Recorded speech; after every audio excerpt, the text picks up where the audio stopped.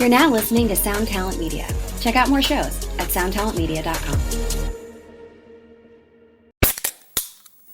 Hey, what's up, everyone? I'm Matt Migaki, the vocalist of Cryptopsy and the host of the Vox and Hops Metal Podcast, where I sit down with fellow metal musicians. We talk all about their lives and music while sharing killer craft beers. If you've ever wanted to sneak backstage and share a beer with one of your favorite musicians, well, Vox and Hops is the podcast for you. This week on the podcast, I dropped a killer episode with Johannes Ekström of Avatar. There is this episode and over 440 other ones to help you enjoy life, metal, and craft beer. So what are you waiting for? It's time to become a Vox and Hops head. Cheers! And then Alex said this, and then I was like this.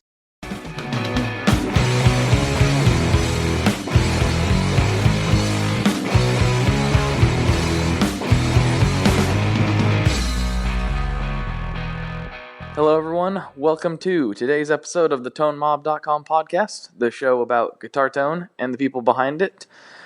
I'm your host, Blake Weiland, and with me today I have Alex Guaraldi from Coppersound Pedals. How are you doing today? I'm very good, thanks for having me on the show. It's been a long time coming, hasn't it? Like, we talked about this a while ago and finally getting ready to pull the trigger. It's nice when it finally happens. I feel like it was like right around Christmas or some point. I remember I was driving in the snow and then you called me. Oh, well, that's, good. I love them, always down to distract people while they're driving in hazardous conditions. Yeah, minus like the telephone pole I hit. Everything was a good drive and I got to hear your voice. Oh, I hope you didn't hit it too hard. I hope it was just a mild grazing. No, well, see, I had the gear in the trunk, so it was fine. Oh, okay. Well, as long as the gear was okay, I don't want you smashing any of those telegraph stutters. Oh, no. Definitely not. Good times, good times.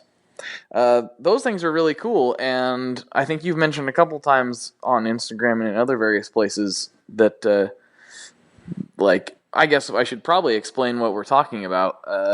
For those that don't know, I should let you explain the telegraph stutter to everyone. Yeah, so I believe it was around October that I actually got a release. I had the idea and like the prototype probably over the summer, and I posted a picture of it, and I think I felt like I was like the only person excited about it. It was one of those things that was like, I was wrong, and I guess that was a good thing. Right. And then I kind of started production, and a couple people hit me up for them.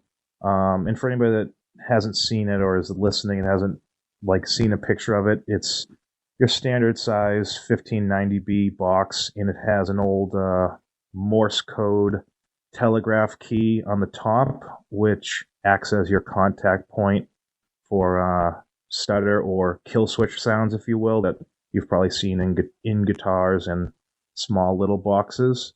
But this is kind of like my take on it. Just it's one of those like simple audio experiments that everybody can do in 5th grade. I just feel like I try to make it look cooler. Well, I mean, it does look a lot cooler, but it's really, the function of it is actually better than any other kill switch I've seen. And, people are like, well, what's exciting about a kill switch? It's like, well, if you played this one, I think you'd understand. It is, you can do a lot cooler, more interesting things with it because of it being, in that old school telegraph form. It's much more interesting from a user-friendly perspective, in my opinion. Yeah, and I feel like sometimes when you get into the pedal world and you think about it, you might have a hard time thinking outside of the box of not using your feet, when it's like people don't have a problem oftentimes like adjusting their amp on the fly with their hand. They'll adjust their guitar volume, their tone selector, and all that stuff. And technically speaking, your hand can move a lot faster and in cooler patterns than your foot can any day. Mm-hmm. It's not ideal for that rhythm guitarist who's singing who can't get over to his amp or wherever to touch it. But as most people know, most bands have like 2 guitar players, and that guy over on the side, if he's not singing, he's doing his thing. He's got all the time to stretch around the stage, and I always encourage people to like put it on top of their amp right before the input and just kill the signal like that, kind of like get reacquainted with your amp and get a little feedback going through the pickups. Oh, there you go. That's a good plan. Yeah. Well, I had a plan, and it's starting to make more and more sense as I get some of this stuff, to actually make a small pedal table, kind of like what Nels Klein has. To be honest, that was kind of what inspired me, because I got one of those 16-second digital delay reissues, and I was like, man, Mhm. this is really a hands-on thing. Like, you have to like work this thing to make it make sound. And I was like, oh, that's what Nels does with it. He has it on his, on his table, and he like smashes it with his elbow while he's doing crazy things. And then when I got the telegraph stutter, I was like, oh, that's definitely a table, like a pedal table piece. And then got a couple other ones, like some phasers and things. It's like, yeah, that's a knob tweaker thing. I need that up by me. So probably not really for most of the things I do. With like, most things I do are in the studio. But if I was to do something live, like, I'd want to put something together so I could work these things. So Yeah, I've had a number of customers like telling me and giving me feedback that they've kind of set up like an off to the side rig where they'll have a couple things on a little tabletop, like you were saying, like maybe if it's a MIDI controller, or even if you're a keyboard player, you got your hands at like a tabletop height anyway. mm-hmm. But I'll get a lot of people that will like send me pictures, like some worship guys and certain people like that, where they'll just have their little area set up with a couple little things, and they'll have the telegraph stutter right there because it's always on. It's just ready for your hand. Mm-hmm. So Yeah, it kind of makes sense in that scenario. yeah, it's perfect for that. It's just one of those things. It's like, why hasn't this been done before? Yeah, Like, I'm kind of surprised. Like, I feel like that might be in my life the closest thing I get to the having somebody be like, "Why didn't I think of that?" Like invention or mm-hmm, tool. When you always see those on commercials, you're like, "Oh, so simple. Why didn't I think of that?" mm-hmm. I It's think like, that's that's what you've done with this, and to be honest. So, yeah, it's been really good since October. We've sold. I think we're about to make number 200 for an order we just got. oh, sweet. So that's a lot for us. I feel like the pedal world gets a new guy every day, and I feel like we're still kind of like a small corner of the internet. But it's Mm-hmm. kind of cool to have a name, or at least people like, oh, I've seen that thing before, and that's kind of a cool thing. Yeah, for sure. I totally can relate to that. Like, I Yeah, remember, like, it was funny the first time to like reach out to somebody to get on the podcast or talk to somebody and not have to completely explain who I am and what I do. They're like, "Oh yeah, yeah, I've listened to your show." I'm like, wait, huh? What?" hmm yeah, it's yeah. When it's somebody kind of a trip. when somebody knows you, I mean, it's kind of cool. It's humbling.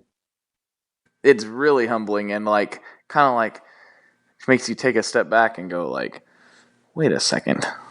I'm just some guy." Like, what? You're like, Okay. you're the guy I want to interview. You're like the popular, famous one in this world. How do you know me, the little guy? Exactly. It, Exactly. it's kind of cool when bigger companies in this world like acknowledge it. But again, as most people have seen, this gear world is so friendly. It's amazing. Yeah. Yeah, that's a big part of it too. You know, I don't know how many times we can beat this subject into the ground, but it's like it's true, and I guess we don't need to talk about it anymore. Everyone, I the think gear world's fantastic. I think a lot of us builders, I think in the back of our hearts or in our head, we're thinking like, man, we're in like this cool world where everybody's so cool with each other, and like there's no other world like that. Like the dirt bike builders, they don't have it. It's like really catty, and like the tattoo world, everybody's like, oh, I'm the best. Come see me for this, and Mm-hmm. we're sitting over here like, hey, go check out this guy's stuff. It's really cool. It's like, are you trying to sell somebody else's thing? Yeah, because it's really cool. Go check it out. Right. You For know, sure. if I get I somebody, mean, like the. Oh, go go ahead. ahead. No, if I was gonna say if I get somebody to hit me up for like a replica of something that we don't do, because we don't do like replicas of like other boutique companies' things or semi boutique, Mm-hmm. and so I'll be like, hey, if you're looking for a clone of this, go see guy A, B, C, D, because they all make awesome versions in their own takes. We don't do it, but go see that guy's thing, Right. which is awesome. Yeah, people are like, "Oh, I want an OCD clone." Mm-hmm.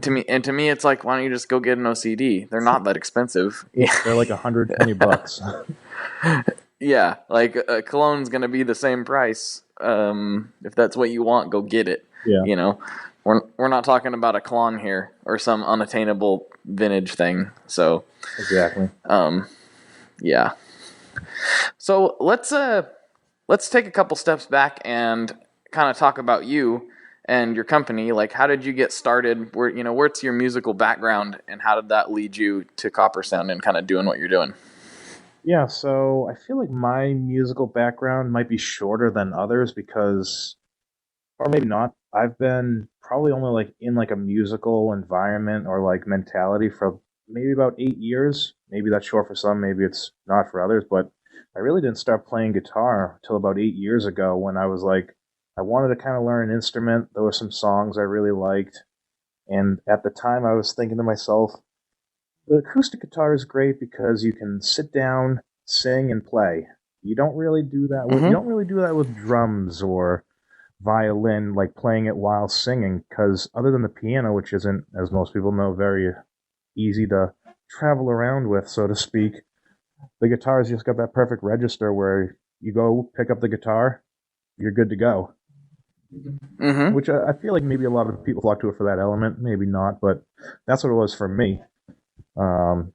Just going to something that I could sit down, play, and sing at the same time kind of seemed like a win-win.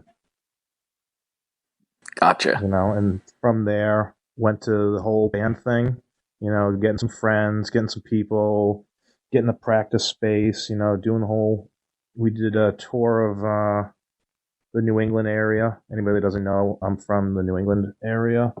Kind of toured around here, did that stuff, vans, shows, setup, breakdown, all the fun stuff that everybody does, and anybody doing it, my hat goes off to them because it's not the easiest thing. It's no cakewalk. Right. It's brutal. I mean, it is. Yeah. It's not something I love playing music and love doing music, but that was never the lifestyle for me, which is kind of why I stuck in the recording and studio stuff, because it's like I can have the life I want and still be able to do music in my way, I guess. So totally. Like it's your little chamber of your art, which for me personally, like you oftentimes get live people versus you get studio people. And being an artist, I've always been more of the studio aspect guy, which I think is kind of why I started getting into like coming from an artistic background and loving studio stuff with all the gear. It kind of makes sense. My brother pointed out, he was like, you did art your whole life, and then you started doing band, and you were mostly the studio guy. It kind of makes sense that you're doing this. Yeah, for sure. So, I mean, after I did the band thing for a few years, we did an album, did shows, practice spaces. Then I started, like, just randomly, I was, like, getting so, as you know, the gas gets bad, and you're on the internet way more than you need to be, and you're looking at stuff. And I was like, it might be kind of cool to like build myself something, because I had spent a ton of money on a pedal board and stuff and got all these boutique things. And I was like, it'd be kind of cool to build something for myself as like a learning experience. Kind of went from there, because the internet's a great place for kits and vast wealth of knowledge, more than you could ever read. And kind of did that thing that most other builders do, where you build something for yourself and somebody's like, ooh, what's that? I want one. And as we know, the blueprint and the story goes, that snowballs into somebody else, and then you're like, oh, I've always kind of wanted to do this, and then you make it, and they're like, oh, I want one of those, and you're like, okay, I got nothing else to do, I'll make you one, and here you go. And then it's like, again, that snowball effect. It just, whether it's, snowball kind of sounds like the good version instead of it spiraling. It spiraled out of control. Yeah, snowballing does sound more like a momentum building good thing than just something that takes your life over. So yeah, which, I mean, it's almost got to that point now, which is kind of the goal, which is good too. It's trying to turn it into a full-time job, so hopefully we'll get there soon. Right. Well, it looks like you're on the right track. So Yeah, I mean, we're that's good. we're in that getting ready for NAMM thing right now, where it's like pedal to the metal all day, every day. Right. So that should be interesting. Nice. You going to Summer NAMM like in Nashville, I suppose? Yeah, end of June. We're driving down there. It's like a 16-hour drive of where we are. See some shops along the way. Probably be down there for about a week. First NAMM too, so I don't know what to expect except like the videos and stories you've heard. I know you've been to Anaheim. Yes. I went to Anaheim, and it was like sensory overload. That was my first one this last January, and it was it was everything that everyone says it is. Yeah. But until you actually, so nothing really came as a surprise. There was nothing I didn't expect. Everything was according to plan. But you don't really know how your body's going to react to that until you experience for the first time, and it was so much more brutal than I imagined. Yeah. Even knowing what to expect. So I hear that Summer NAMM is much more chill. So I'm not going this year, but I hear it's a little easier than winter as far as the too much too soon type of thing. Yeah, the guys and I just kind of figured it was more attainable from a driving aspect, a financial aspect, and just time-wise. It was too soon. We weren't able to get stuff ready for production for this last January, but we've just been hitting it really, really hard. Pretty much all of our time's gone into this production line stuff that we're getting ready to do, like our standard things instead of utility and the pickguard series going on. Mm-hmm. So been like working around the clock to get all that stuff and like pretty much wrapped up, loose ends and all that stuff, which is kind of why I think originally we were talking. I was like, I have this thing coming out. You want to wait and do the podcast and we'll kind of talk about it when it comes out instead of being like, hey, in 3 months from now, this thing is going to be cool and you forgot it. Right. Yeah, that's always a really wise decision. Because I've talked to some other guys about doing launches and stuff, and it's like you can tease it, but don't tease it too soon, because then everyone forgets about it.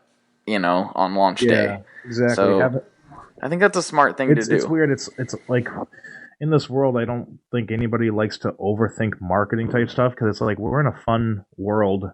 Let's not go super analytical, retail consumer like, but there is a little bit to it. You don't want to be like, hey, in 1 month this is coming out, or hey, it's out tomorrow. If you don't have any like name behind you, it's like too soon, or we're going to forget in a month, and you're not going to want to post every day about it. Right. So there's definitely like a relationship there to develop. Yeah, it's kind of an interesting thing. I mean, the marketing aspect of it, I talked to a lot of guys about that, and it's kind of something that I didn't know that I enjoyed, I guess, like analyzing and thinking about that stuff, until I started doing this and realized that to get people to listen, I have to know how to market myself or in my show and everything that I do a little bit.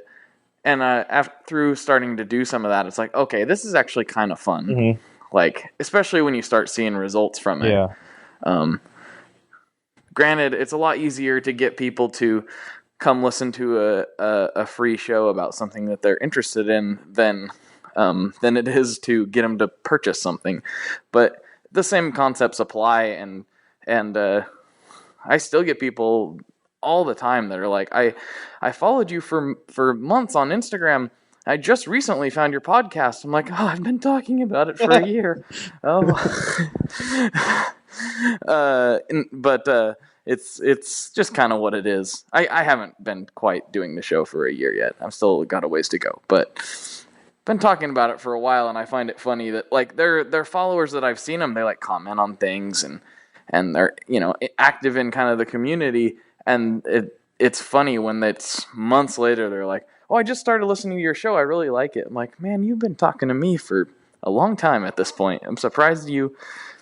I don't know, I'm a big podcast nerd, so if I find out somebody that I start doing a podcast, I instantly go listen to it. So I guess that's a little different perspective. Yeah, I think I found out about your podcast a little before I was talking to you. And then I think I went back and just listened to everything in the archive just because during the day job, got some headphones in, and the only thing I listen to is stuff about gear or Bill Burr. So it's going to be one of the two things. Right, and there's only so many gear podcasts, right? Yeah. I mean, it's kind of funny, isn't it? Like, that seemed to me like there should be more. Right. I feel I like don't know. It'll have its due. You know, you still got to get those people that don't know of it or don't do the podcast thing. I mean, I'm still kind of new to it. Once you get those people on board, like, the market floods with everything of it.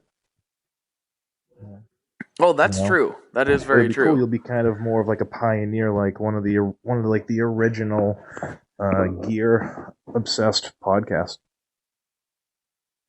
You know, that's kind of weird to think about, but because I was actually relatively late to the game, you know, in comparison to some of the other guys like Chasing Tone and 60 Cycle Hum and those guys.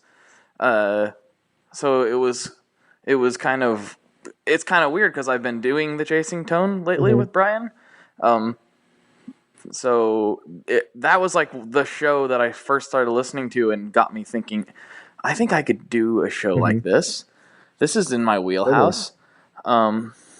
And so to kind of have the tables flipped and like to be on it on a kind of a regular basis now is like, this is weird. Like, it still feels kind of surreal to me. Being on the other side, you're saying? Yeah, being like talking to Brian, you know, on his show, like as a guest, it's like, this is kind of weird. Like, you were the guy I spent a year plus listening to, you know, and to be on the other side of it's just kind of interesting.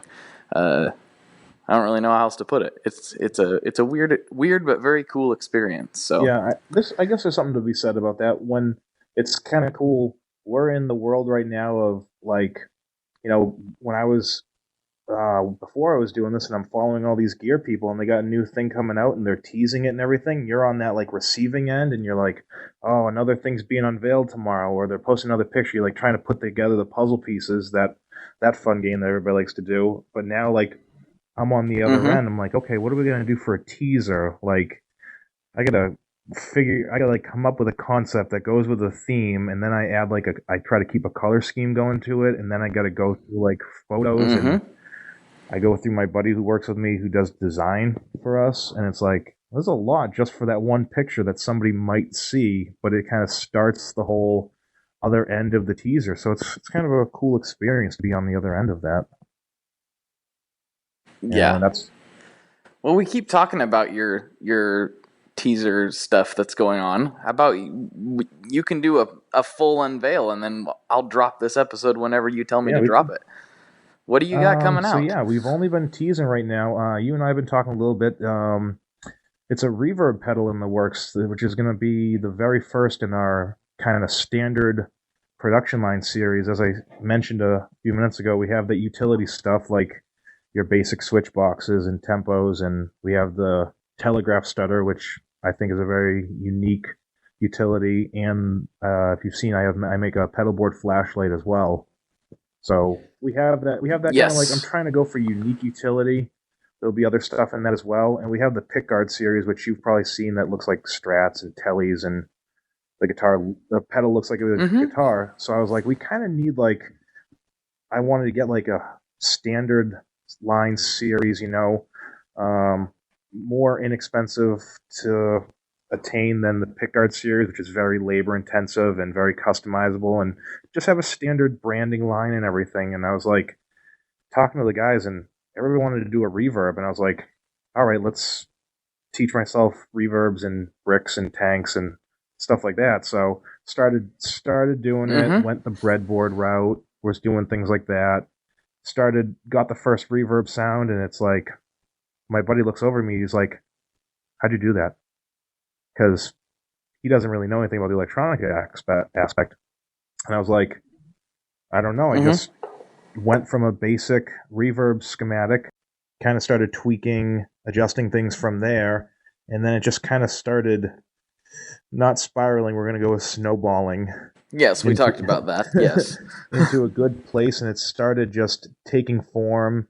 And every time we adjusted something, it got better and better. And before we knew it, it turned into 5 knobs, multiple switches, and everything. And what we did was, after the basic reverb circuit, and I was kind of adjusting things, I decided I wanted to go with the Belton 3 brick that had come out, I believe, not too long ago. It was like the newest one on the market for like a digital Accutronics brick, which you could easily adjust the decay on it, which the decay of the reverb, which is super handy. So I was like, I kind of had it already committed that I wanted to do that. So it started from there. So we got your basic mix knob, and I'll kind of go through what the pedal is going to look like. Pretty much, it's going to have a reverb amount, which controls the overall reverb from none to super wet. I call it going from conservative to liberal. And then that's fitting in today's political climate. All right. Yeah. The pedal is blue, which it's I don't have a party that I go behind, but it's funny that it's also blue as well. But so from there we got the decay, which I was like, I gotta have a decay knob on there. So we got reverb, then we have depth, your standards that you see. From there, so we had that 2 knob creation, and we were digging it. After I was like, what do I want to do here? We were originally going to try to go with like a shimmer style octave up, which you see a lot of guys do. Rick over at Matthews Effects just came out with that Astronomer, which is like awesome, and it was the original thing that we were kind of going for, which I think a lot of guys are doing, and he's doing it really cool on his end, and I like that. And I decided to kind of scrap that idea, not because of that, but because I was originally going for that. I think maybe I got frustrated and I wasn't able to get an octave sound that I really liked. And again, being somewhat new in the electronics world, I was like, I don't even know if I want to do this. So then I remembered that I had, I'm a big Earthquaker guy, and I have the organizer. So I was like, you know what I'm going to do? I'm going to set up a send and return so that you can put pedals in the effects loop, which there are a few guys on the market doing that in like delays and a couple in reverbs. And I was like, let's do that. Let's hear this pedal in its like alpha mode with the organizer, which on its own is an awesome pedal, as anybody who's played it knows. We put it in the loop, and we were like, I like that. Then we were like, as you know where it's going to go, what else can we put in the loop? Put some of my Strymon in there. Then we put a chorus pedal in there. And we're like, this is kind of cool, given the user the ability to control any modulated or pitch effect sound in the decay, which, as I said before, we have that decay knob, so you can hear it. So I was like, this sounds sick with the organizer in it. And then from there, I was like, I think it'd be cool if it had a blend on it, because sometimes you don't want all of the organizer in that. You just want a little bit of an amount. So I was like, let's put like a wet-dry blend in the send and return. So when it comes back, it'll either be just your reverb guitar signal, or it'll be reverb guitar signal with all of your send and return amount. So that's where the blend came from. That's the 3rd knob on the pedal. From there, you really, just so you know, I'm like smiling and really, really excited right now. Like, this is so up my alley. It ended up, in the end, it was like a breadboard plus a little breadboard plus I had to house a send and return effect unit, like TRS cable, in its own like enclosure to send it out there, plus like powering all the pedals. So it was fun. Had like a whole tray of stuff. So after that, the reverb comes back to the decay, and you can kind of control the blend over that. From there, I started messing around with the idea of pushing the reverb a little bit further by deciding, what if after it comes back, it goes to like a preamp. So I put a preamp in that section of the circuit, and it would come back, and you would be able to control the volume amount of the preamp. So you'd go from your standard 2 knob and with a blend in the preamp, and that would pretty much push everything from the organizer or whatever is in the send and return. That preamp would act as kind of like pushing the signal through, kind of like a compressor or a buffer if it had like an amount on it, and that pushes it through. So it brings it from the send and return volume being under your signal to the organizer's volume was at the level of the guitar's initial attack and like pick attack. So it was like bringing the levels up there without distorting it. Granted, I had to mess around with the preamp. It was originally distorting the signal, and you're getting like this crashing wave, which sounded cool, but we weren't really going for that. And I just tailored the preamp how I wanted, and it ended up going in the final, and that's the 4th knob on the reverb is that preamp amount where you can go from none all the way to a lot, which actually gives you more reverb and decay, and actually I think stretches out what that tank's able to give me, which is really neat. And the preamp, you don't have to have an effect in the loop for the preamp to work with the reverb. Oh, cool. So you can, whether you got something in the loop or not, that preamp will still work, which is kind of cool with the unit. And another thing too, if you put like an Ernie Ball Volume Pedal Junior in the loop, it takes over the reverb mix knob. Oh, okay. You know, so you can pretty much go from desert dry to super Portland wet. Super Portland wet. You know, that should be our name of a reverb pedal. Portland Super edition. Portland wet. Yeah. And Super Portland wet. So after the preamp was finished and the send and return, I figured everything out with the blend and got it to where I wanted. We wanted to do everything's gonna be like kind of horizontal instead of vertical, and everything's gonna be top loaded. And I was like, I wanted to do 2 buttons on the face to have like an on and then a secondary switch, because everything's going to have 2 on our pedals. I don't know if it's like a spoiler alert or like if I'm giving too much, but everything's going to have 2 foot switches and LED indicators. This pedal has a secondary reverb, so you can set 2 reverb amounts. Yeah, that's awesome. So you'll go from the standard one, you can set it, as I said, conservative, and then you can click over to the secondary feature, which is the reverb knob, say cranked all the way to super liberal, and you'll have pretty much kind of like a preset of reverb amount, if you will. Well, this is exciting. I knew that you were making a reverb, and that was pretty much the extent of my knowledge. I feel like you were in my brain somehow, like asking me what features I want. Were you? I mean, are you like a psychic or something? I'm not really at liberty to discuss that without a lawyer present. Oh, for crying out loud. I just want to know if my mind is being infiltrated or not, because I got my mind read by a couple of guys today in some Facebook groups, and I was like, this is what...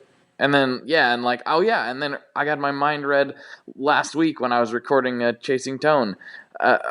So I feel like either everyone's a psychic, or maybe I just have the same ideas as a lot of people. I don't know, but I'm thinking everyone's a psychic. That could be. I think we're all on the same channel a lot of times for the amount of gear that's out there and all coming out, and it's so much of it's new. It's like everybody was kind of thinking that, and nobody had done it yet, and then all of a sudden this person did, and we're all like, that was the idea I had. And you're like, I had that too. And he's like, I was just listening to a podcast and they had that. It's like, everybody's cool. Everybody kind of wants the same thing. And now it exists. What a glorious world we live in. the golden era of gear and pedals, if you will. Oh, that's true. And I don't think the thing about this quote unquote golden era is I don't really see this era ending. I mean, of course, everyone thinks that. Like, everyone thought the 20s were going to keep going, and then the Depression hit. But, like, do you see... I can see there being maybe less companies in 10 years, just because there's so many, and so many people are coming out all the time. But I can't see innovation stopping at this point. Like, you have to innovate and do new cool things, or you're not going to be around anymore. So Yeah, I've kind of talked to the guys about that, and like that joke that everybody in the gram has like a pedal company now, and we get a new pedal company like every other month, it seems. And I feel like that's great because we have so many people bringing stuff to the table. The downside with all these companies now, like if you're like, hey, I want to get in the pedal game, that's awesome. And then you just have a standard 3-knob green pedal, but maybe the artwork's a little different. And it's like, you might not get any recognition. You almost kind of have to do that, like that show factor and that thing that makes people recognize you. And I think I just kind of got lucky with that Telegraph idea that's the thing that often people refer and they like know me by. And it's like, if I don't want to say that like you have to be like the most innovative thing, but you can't just like, here's a 1-knob boost pedal and that's all I have. You know, you got to kind of push the envelope almost out of the gate now. I don't know if that's right to say, but I feel like you kind of got to bring that to the table. you have to do something better, or you have to do it different, Yeah. or both. Like, you have to have a differentiating factor. I guess I shouldn't say you have to. You could probably make your take on a Tube Screamer 1,000 times for your buddies, but you're not really gonna, like, eventually, if that's all you do, it's gonna be tough to break out of the noise. That's just how it is. So Right, yeah, you'd have to be in Metallica or something. Oh yeah. Well, it's a good thing that finally we have a real guitar player. No, we're not going to talk about that anymore. But yeah, I think but people love it. We've beat that into the ground at this point. That we don't need to discuss that guy anymore. Sometimes also like sometimes in this world too, I feel like so many people are getting into it. Like sometimes I feel like it's almost like the stock market, and like people like seeing how many people are able to do it with very little experience, like myself. And so like the stock market isn't a guarantee. You can't just like, you might be able to, but it's going to be so hard to just get into the world, and you got just kind of run of the mill, which is great, but it's like the boutique world is so saturated right now, and like you'd have to have something that, regardless, even if you're making like your take on stuff, you got to have such a cool aesthetic thing, that something that draws people in, a marketing style. I'm not saying you have to be Jack DeVille's marketing style, but you got to like be something that makes you stand out a little bit. Right. Yeah, it doesn't have to be a replica of any one person. And I think the way he does things is fantastic because, well, he makes good stuff, so there's that. But then, like, the way he presents everything, it's unmistakably Jack. And if anybody knows him, like, that's him. Like, he didn't just make that up. That's how he presents everything. So, yeah, it's like nobody else is doing that. So there you go. Better or different. That's kind of what you have to do. So exactly. And I think we're, like you said, I think it's not gonna end anytime soon, and we're gonna see some really awesome stuff coming out with people doing so many awesome things in this handmade world we're living in right now. For sure. Oh, one thing we haven't talked about, going back to your reverb, actually, we need to rewind a little bit, because Let's do it. There again, where you're infiltrating my mind like some sort of spy, you called it the Daedalus. Yes, and Daedalus, everyone who knows I'm a huge Thrice fan, and I got the reference. I knew what was going on there. Yes, there's a couple references. That is one of them, obviously. Myself being such a big Thrice fan, like most people out there. And then, that song is obviously about Daedalus. And for anybody that doesn't know any of the story, Daedalus was Icarus's father in that Greek myth about them being on that island. And Daedalus was an engineer and created mazes and stuff like that. Minus like going into super detail, he was Icarus's dad, and I feel like people know Icarus more than Daedalus, and he's got a cool name. And back in the day when I started this, I was like, if I ever do a reverb pedal, I think it'd be cool to call it Daedalus. Like I never see that anywhere, and here we are today, and they're being made as we speak. That's pretty cool to finally see that come back around. Yeah, I mean, it was a little bit in the making, but we almost kind of not rushed the project, but we were so excited about it that it's pretty much, if anybody wants to know, it's pretty much myself and 2 other people in the shop, and one guy on design, I'm breadboarding, I'm teaching myself powder coating, teaching myself PCB layout and design, filling orders, and doing all this stuff and getting ready for like advertising and marketing for it and the good old stuff. And it's like, I think it came together so fast, not because it was easy. I think it's because we all wanted it so badly, and we were so excited. Right. We were so excited about it. It kind of was like the catalyst that like fueled it. Granted, there were like defeating days where at the end of the day, it's like, well, that didn't work. This failed, and we didn't get this in the mail yet. and that can be tough. I mean, I still have like a 30-hour-a-week job, and when we work on Thursdays, which actually today's Wednesday night, we're getting ready for like my pedal shop night. It's like Thursdays we work 9:30 in the morning till midnight, and having a defeating day can be kind of tough. Yeah, it's never good for morale to grind so hard on something and go, well, that was a waste of time. Yeah, but I always refer to it as character building. Yeah, that's about all it is. Everyone can relate to that. Everyone's done that with something. Yeah. You know, a musical project or building something or, whatever. Like, everyone's experienced that at some point in their life. Yeah. It's like I just wasted that entire day. Just completely I might as well just sat on the couch and stared at a wall as for all the good it did type of thing. So yeah, building character is a good thing, and I come from the 90s, so a generation of where we waited and we had patience, and it's nothing really new to me, but sometimes you wish it was like, why couldn't this be the week where everything went right? And then next week, you know what, we get PCBs coming in, screen printer calls us about stuff, things are going in the boards, everything's working, and you're like, well, it was worth it. Mm-hmm. It panned out. So good. And you definitely you take that momentum and that energy and you just run with it. I can't talk more about it, but by NAMM, we're hoping to have at least one more pedal, for the standard line, and aiming to have 3 by the summer, like a 1, 2, 3 punch. So Daedalus is just kind of like our entry into the standard production line. So we're excited about that. Yeah, I'm very excited to see that come out. It has a lot of really interesting things going on I didn't know about before you just told me. So that I'm like super jazzed about that pedal. Not that I wasn't, but now I'm extra super jazzed. Yeah, so like, if you like reverb, buy it. If you like thrice, buy it. If you like cool stuff, buy it. Yeah, I think if you're not a giant loser, buy it. Yeah, that's how right? We can market it like Jack DeVille. This reverb is dumb. Why would anyone buy it?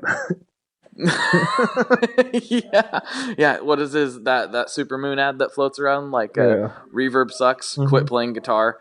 Don't buy this pedal. Yeah, my buddy and I, he's getting into this world. He was like, "Have you seen Mr. Black Effects?" I was like, "Yeah." What did Jack say?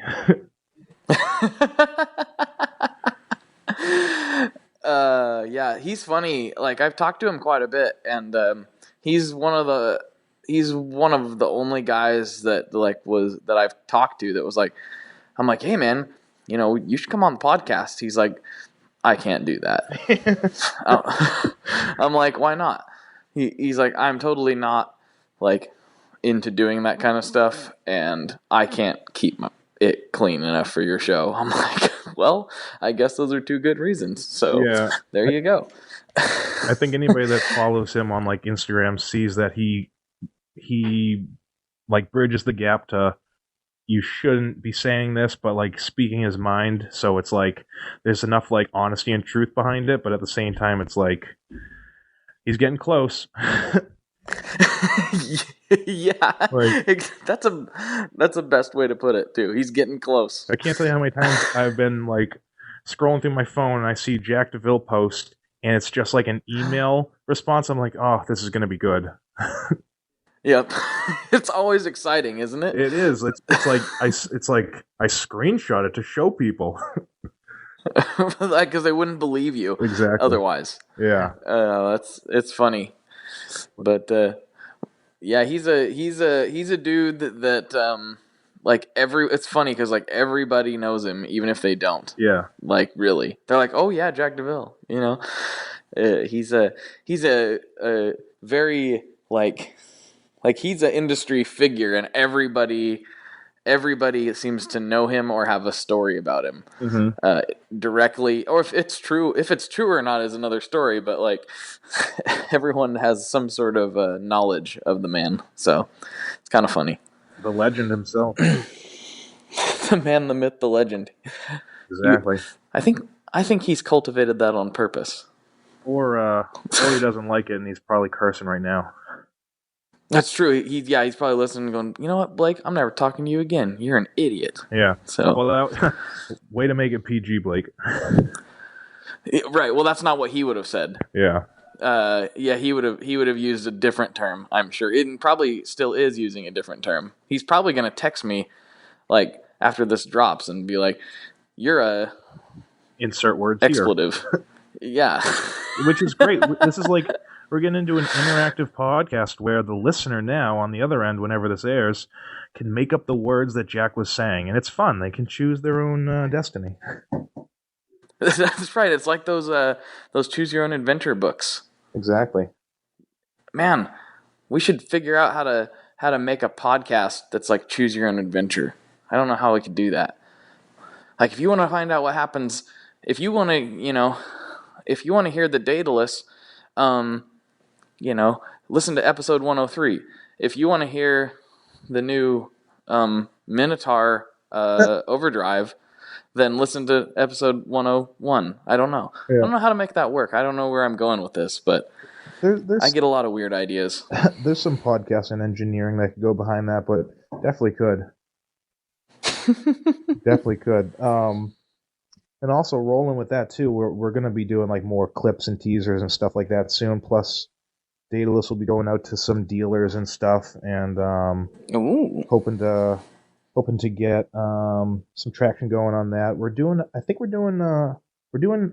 large for us, but kind of a small batch. We're going to do between 25 and 30 of them right now, and I think we have like 15 spoken for right now. Between dealers and some friends and stuff like that. I don't even know if the guys in the shop are even going to get one. It's going to be one of those things where we're going to have to just try to figure it out. But we're going to probably do about 25, get them out there and kind of start letting people hear them, because we get a lot of people excited, which is nice, and just kind of roll with it from there and just kind of finalize all the pieces. So it's exciting for us over here. That's awesome. Is it going to make its way over to my neck of the woods? I might be able to find a dealer and make some racket. We're hoping. We're going to be definitely, once this gets there and we're kind of stable with it, like while I'm doing the other two pedals, and I already have them breadboarded and started, while I'm doing that, we're probably going to be starting to look for dealers. One of the guys that works with us, he kind of like does dealer and artist relations. So, I mean, you can always shoot me a text or whatever of be like, hey, you should check into this shop or blah, blah, blah, because we're going to start looking for more dealers in the very near future. All right. Will do. Definitely will do. I know you got good times. You got your head above the water for those type of things. Well, I always want everything to be available to me at all times. So I'm always like, you should go send this to my favorite shop. And whether my favorite shop wants to buy it or not is kind of another story. But I want it to be there just so I can go play it. Yeah. So it's purely for selfish reasons. Don't think I'm trying to be a good guy. Yeah, I mean, that's not what I'm about. I better not see a mystery email from you and it's like, hey, let me demo your gear for free. Oh, please. I just said bleeze. I don't know what bleeze means, but that's how frustrated you are with that topic. And I know all the people in the gear world have seen it. Yeah, I'm sure they have. You know what? To be honest, I've been able to avoid talking about that subject on the podcast for a little while. I can't remember the last episode where I got all huffy and weird about it, but thanks for breaking my streak, Alex. Hey, anytime I can do that, I mean, long-time listener, first-time caller. Yeah, that's true. You've been listening for quite a while, like almost since the beginning, I think, because I know you were commenting on stuff about the podcast quite a while ago, before we ever talked. Yeah, I feel like I'm finally caught up with it. It's like you go on your website, and it's like 3 pages, and it's like, I'm already caught up on that. I feel like it was like a catalog for me to listen to because I feel like it's like with the gas and all that stuff, it's like that compulsion to like listen to everything involved with that thing that you like. Yes. People do it every day with Netflix. Oh yeah. It's know? a binge watch or binge listen. I get a lot of people that say like I found one episode by, perhaps maybe one of the guests like posted about it or something, and I found it and I had to go listen to all of them. I'm like, all of them? Like that's a lot of hours. Yeah. it's commercial free hours. It's lovely. Oh, that's true. Well, some of them. There's commercials in some of them. But at least the thing that's involved with it, it's not like, here's a thing for Tropicana orange juice, as if you didn't know they existed. Hey, I mean, I try to keep all the sponsors, related. But hey, if Blue Apron wants to come in, or Reverie Bed wants to come in and throw me some cash to keep this thing on the rails, and maybe some free meals and a bed, hey, I'm not gonna like argue with that. Like, come on, guys, throw me a bone here. This Tropicana orange juice is delicious. Yeah, it is. Just know that like somebody hacked my Instagram account when I call you a sellout. I've been doing it for free for a while now. Can I please just have Tropicana or Coca-Cola? Heck, even take Joyo pedals at this point. That's a terrible thing to say. I've actually heard that they're a nice company to work with, but I bet they are. Whatever. I bet they are. Lovely. But we need you, Blake, to give this current generation what they want. They want it for free. They want you to keep doing it. But if you need money from sponsors to keep doing it, they don't like that you need that to keep going. They want it free, but they want you to keep doing it. You see this back and forth? This sounds really interesting. Is this kind of like when your favorite punk rock band like is in a Subaru commercial or something, and they're sellouts now and they're losers? Is that what it is? Exactly. It's I want this band to keep recording music, but I don't want other people to know about them and them to sell out. Right, and I definitely don't want to buy their album. That's for sure. Yeah, I'm gonna pirate that. Yeah, and then but they're my favorite band. You almost need to like, hey, let's go to the videotape. See this thing where you said that stupid thing? Yeah, we're gonna break that down a little bit right now. It's kind of interesting to bring that up. Honestly, well, it's harder to pirate. I mean, there's companies that do it, but it's harder to pirate a pedal, like for the end user. But I was thinking about this because I was at like a family gathering and was talking to some guys about music, and one of the younger kids was like talking about all these bands he likes, and one of them was somebody I was into. I was like, "Oh yeah, did you get that latest album?" "Oh no, I haven't got it yet." I'm like, "Oh yeah, you got to get it. It's really good." And he's like, "Yeah, well." "Yeah, I'll wait till it's available so I can get it off Pirate Bay." I'm like, "Wait, what? Huh?" Like, I just kind of did a double take. I'm like, "You just said they were one of your favorite bands." And he's like, "Yeah." Like, so give him $9. Like, I don't understand that mentality. Like, you want them to keep doing what they're doing, right? Like, give them $9 so they can do it. It's just that kind of stuff. Yeah, that might be the same person that has like 400 pairs of shoes. It could be. Yeah. I don't know. I now I've went into total different tangent than I intended to, and I don't even know where to go next. You got me all huffy and weird. Was that the goal? I can check the box I have right here. I've got a list of stuff like make Blake get all frustrated. Check. Make Blake say a word that doesn't exist after talking about Jack DeVille. Check.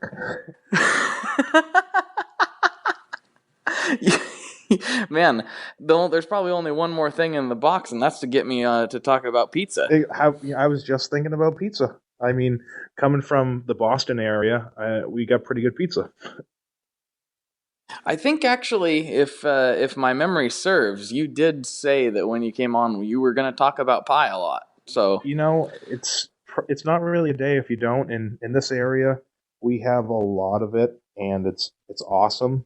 There's a lot of good pie, as we'd sometimes refer to it, or pizza, however you want to call it. And there's an abundance of it, and it's excellent. I feel like the true lovers, and I wish I could say this was me, but like the connoisseurs of pizza, they call it pie. I feel like that. Yeah, sometimes I feel that as well, but sometimes I feel like it can come off a little pretentious as well. It depends. It depends how you're doing it. It's like, if have you had a good pie, or it's like, hey, you want to grab a pie? Like those are two different things. Right. Like the first one is like looking above your horn-rimmed glasses and excuse me, but have you had a good pie? Do you know what you're talking about? Yeah, and then the polar opposite is like the college guy. He's got an Xbox controller in his hand and a Powerade, and he's like, "Hey Joe, you want to grab a pie?" Totally. Right. It's like those two people would never meet. No, nor should they. No. Nor should they. But yeah, we got a lot of pie here, and it's an awesome thing. And I feel like we get spoiled because my family's from this area, and the rest of my family's from New York. So it's like whenever I'm in your family, can't really get bad pizza. It's great. So, like, what's your go-to? We're gonna go there because it's my podcast and I can. So we're gonna go there. We got a lot of Greek style here, which is okay. We have a lot of Italian style and Sicilian, which is my go-to. And we also have barroom pizza as well, as every place does. And I like all of it, but my go-to would be a traditional, like, Italian style pizza, or like, if I want to go thick, I'm not really a deep dish guy. Not to be like New York over Chicago or any of that gripe that shouldn't exist, but if I'm going to go thick, it's going to be Sicilian style. Okay. All right. I like that. And I'm pretty simple with pizza, If a pizza's done right, it doesn't need toppings in my opinion. And it's just, I'm pretty simple with it. So I never know it because mine kind of changes with the wind. But there's a really, really good pizza joint in my hometown called Mi Familia, and it's like a wood-fired Italian-style pizza. And I just can't seem to find a pizza I like better than that. Granted, I've never been to the East Coast, or at least not in your... I've been to the East Coast, but not up north in your neck of the woods. So that's a tough... I feel like I can't really have a valid opinion until I get up there and try some of that. Yeah, I guess we're pretty known for it, which is cool. Like I said, I feel like we're spoiled. But you know what? When you find a place that you like, that's awesome, and that becomes what we call the staple. Ah, yeah, like the measuring stick for everything else. Exactly. No, I was thinking the thing that holds paper together, Blake. Oh. The thing that holds paper together. I thought that was a paper clip. But now I'm just confused. I don't know where I am. Yeah. How'd I get here? What are we doing? I don't know. Oh, are we recording? Oh, we are recording this. I think there's people that might actually listen to it. Oh boy. Well, if I guess that's a good measuring stick. If they're listening to the pizza portion of the podcast, that means they've listened to all the pedal and gear talk of the podcast. So we congratulate them. Well, that's true. Good job, listeners. You made it to the what we call the apex of the podcast. You could the real shining glory. you could even like advertise this podcast as first podcast to not talk about pizza till like the 43-minute mark. I don't know if that's true. I'm trying to think. Actually, you know what? I don't know if there's been explicit pizza talk since Jason Banning's episode, now that I think about it. Other than the video I did with 60 Cycle Hum where I asked Paul Reed Smith about pizza. There was that. Which got some mixed reactions. I don't know. Did you see that? I wish I could say that I have, but if you want to give me a little synopsis of it. Basically, the guy is not used to getting asked the kind of dumb questions that I ask people.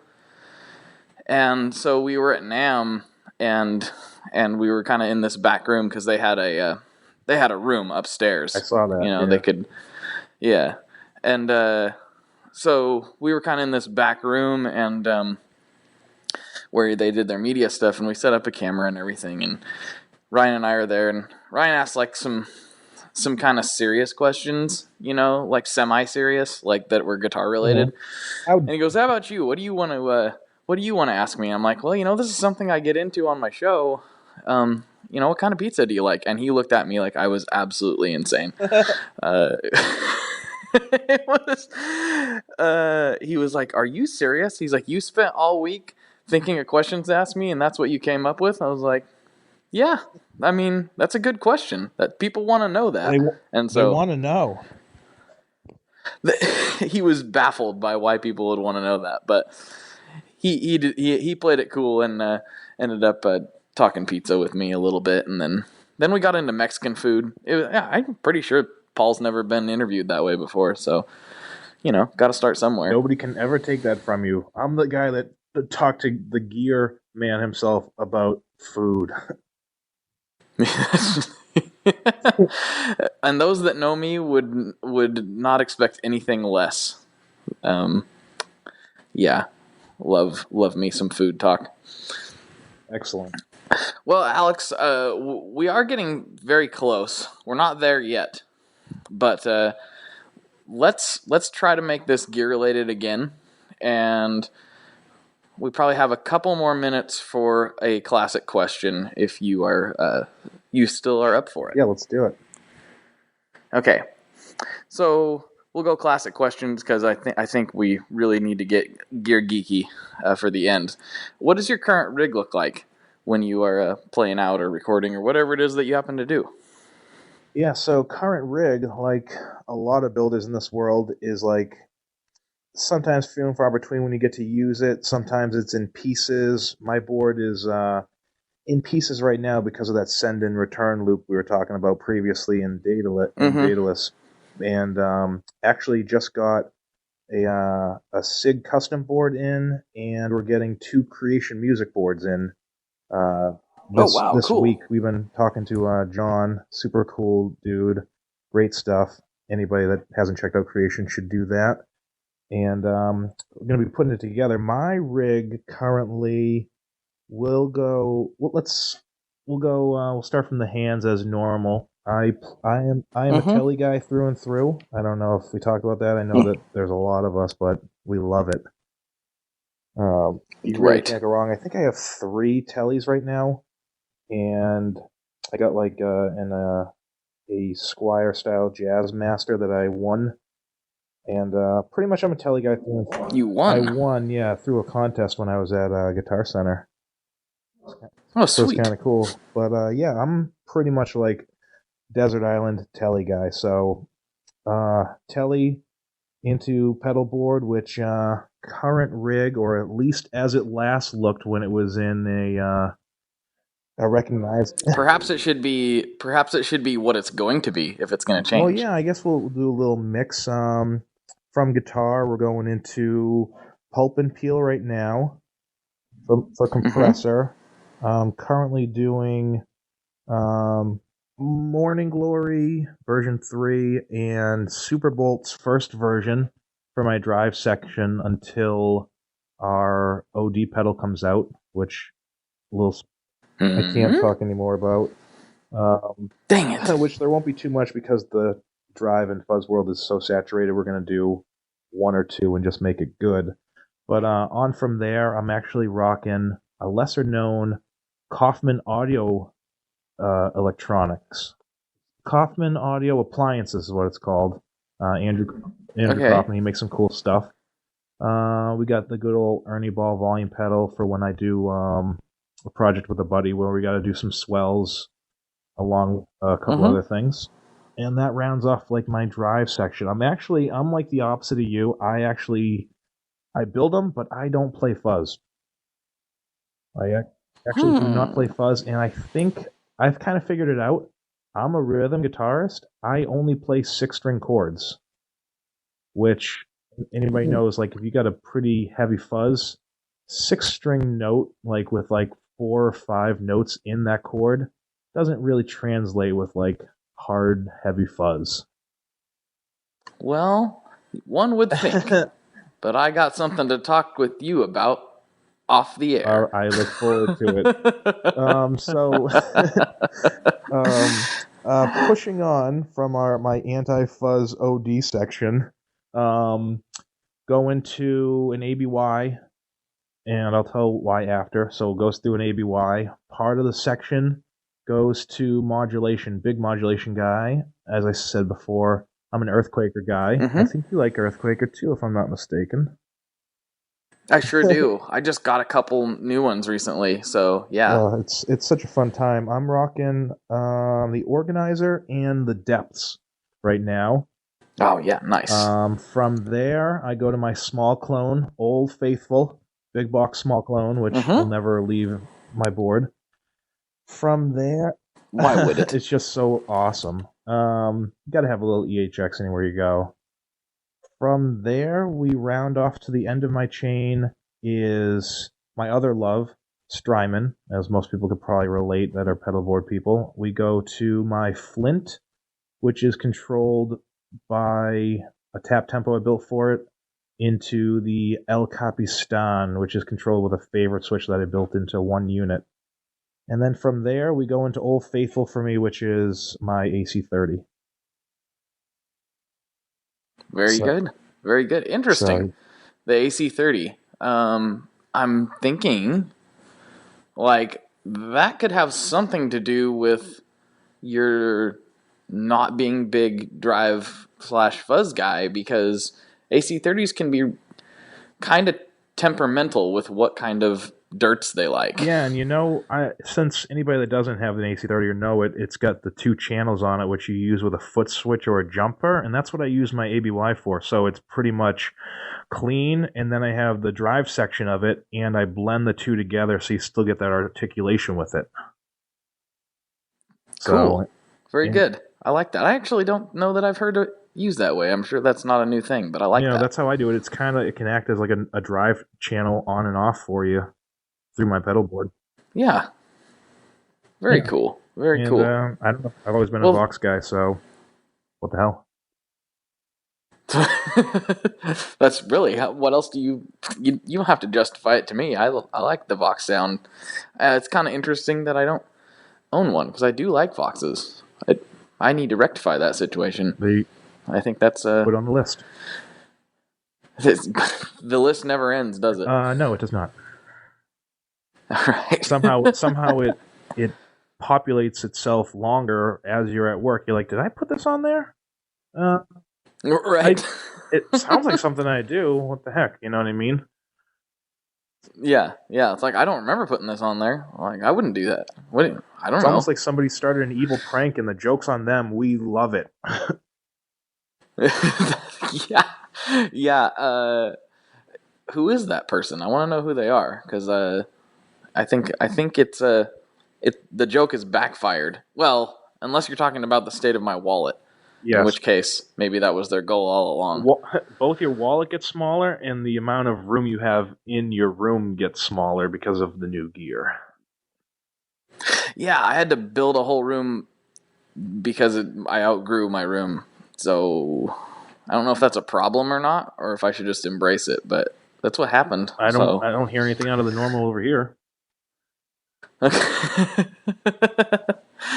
Nice. Sounds pretty standard. Well, I think that's pretty much it for time, which I always feel weird doing because I could go forever. But I'm guessing everyone else is done, or at work. At work, as I like to say, in their cubicle, probably on Reverb. Maybe they're on your website right now looking at the Daedalus, which would be not unusual. Yeah, I think we get a good amount of traffic because we got some cool pictures in the gallery if anybody ever wants to check them out. Oh, perfect. Well, that's a good note to wrap up on. Why don't you go ahead and plug all of your social media and website and all that good stuff? Love to. Website, simple, coppersoundpedals.com. You can also find us on Instagram's the big one that I run. One of my buddies runs the Facebook, and the other gentleman runs the Twitter. The Twitters, as us old people say. the Twitters, yes. all that good stuff. You can find them on any of those platforms. And keep an eye out for the data lists and look for us at the upcoming NAMM show. Right on, man. Hey, Alex, I'm glad we were finally able to do this. Thanks for coming on. Oh, it was a pleasure. All right. Well, I guess I'll wrap this thing up. So, for Alex, I'm Blake. And as usual, people, good luck and good tones. Later, man. Take care, man.